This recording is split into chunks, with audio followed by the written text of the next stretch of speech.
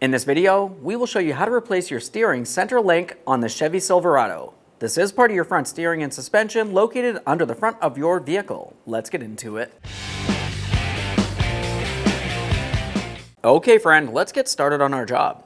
We're going to have to make our way under the vehicle, so make sure you're in a safe area to do so. After that, safely raise and support the front end so both wheels are off the ground. Once you have the wheels off the ground, we'll continue on to removing each of them. To do this, you're going to find you have a center cap. We can remove that with a 22mm and then all of our 22mm lug nuts as well.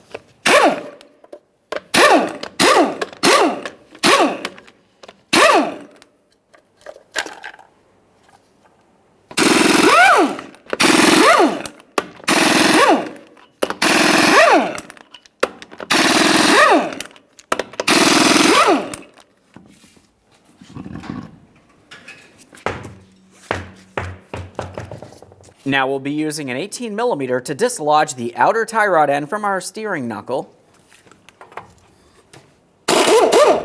Attempt to remove the tie rod end from the knuckle. If it does not lift up and out of position, we're going to have to lightly tap on the tie rod end stud here. There is an area without any threading that you can tap on. You just want to be careful not to cause any damage. Otherwise, you have to replace the tie rod. Now we'll be following the inner tie rod end all the way to where it connects onto our center link. Use some long pliers to hold onto the inner tie rod end, and we're going to turn this counterclockwise and separate it from the center link. Just grab onto the base here. We're being careful not to cause any damage to our protective boot. There we are. Sometimes when you break these free, you can remove them fully by hand. Other times you have to continue on with the pliers. It really just depends on the vehicle itself.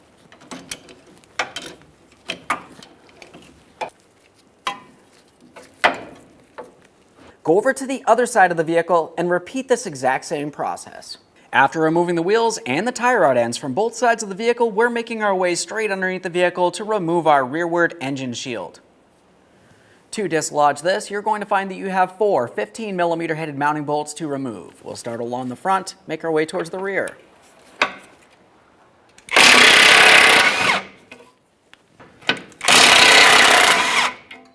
We're holding up on the shield as we continue on here.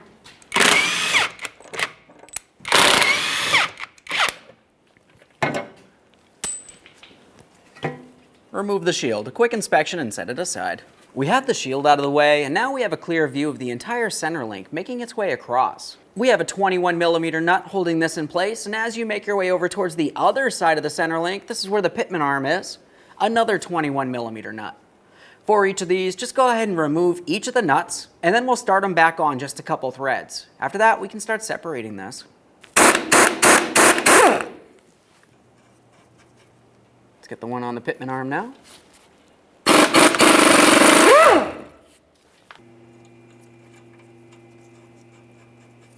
Now with both of these at the point where we still have the nuts started onto the studs, we're going to continue on with separating the center link. To do this, you might try using a pickle fork and make your way in between either the idler arm or the Pitman arm and the center link, but that can cause damage, and we don't want that. So I'm going to continue on with the separator here. We're going to grab onto the center link and press up against the stud here, being extremely careful not to cause any damage because we are still reusing the Pitman arm and that idler arm.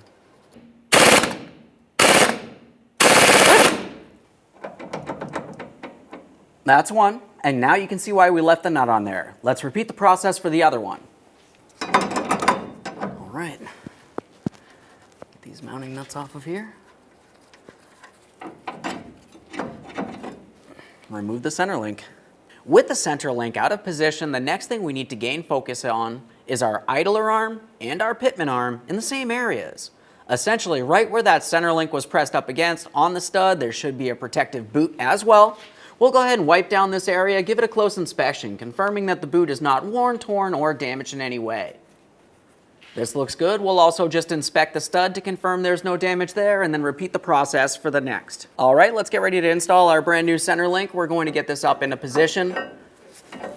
You should be able to move things around as necessary. While holding it up, go ahead and start on each one of those 2 mounting nuts, one for the idler arm and one for the Pitman arm.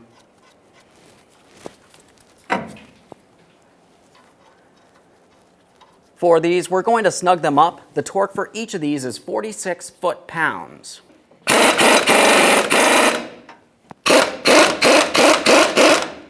They're both snug, now we'll torque them. You can reinstall that protective shield. We'll just get this aligned. The short bolts go along the front. And now our larger bolts go along the backside there.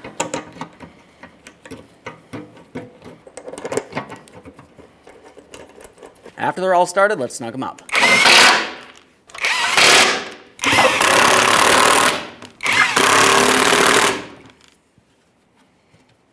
Now it's time to install our inner and outer tie rod ends for both sides of the vehicle. For this, you just want to take the threaded portion. I like to apply some blue thread locker on the threads, and we'll continue on by starting this in by hand and then snug it up. Tighten it using your long pliers.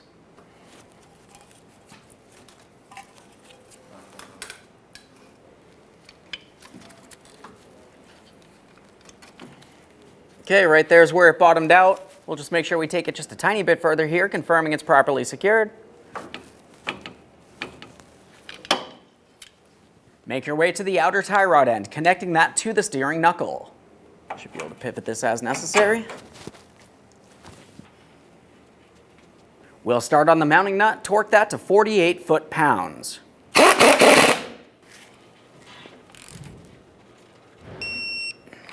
All right, we have this side tie rod end completely attached to our center link and to our steering knuckle. Go over to the other side of the vehicle and repeat this exact same process. Now on the center link itself, close to where the inner tie rod connects onto, you're going to find that there's a small threaded port on each side to install your grease fittings.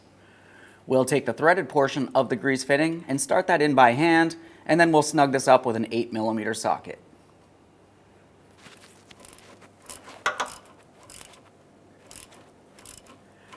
Now for these grease fittings, you essentially just want to take them till they're bottomed out, they stop turning in, repeat the process on the other side, and we'll go ahead and add some lubricant.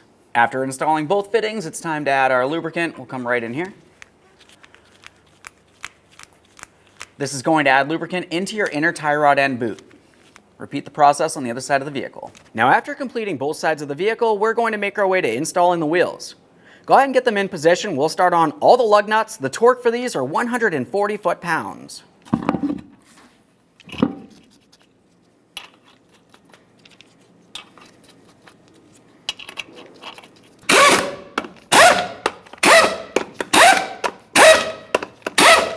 We've got the wheel back on the ground. We'll be torquing these to 140 in a crisscross manner.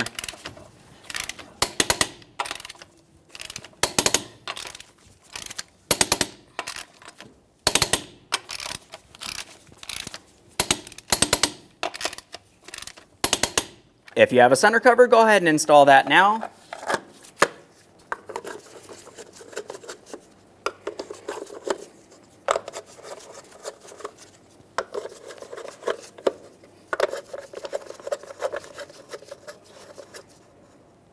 Okay, friend, we've got this side wheel on. Go over to the other side of the vehicle and make sure that you install that and torque it to the same torque specification. After that, you can take your vehicle for a road test down to your local alignment shop. Thanks for watching. When only the best will do, demand TRQ. The only company that lets you view before you do. TRQ is committed to offering the highest quality aftermarket auto parts that are engineered for peace of mind. Thanks for using and viewing with TRQ.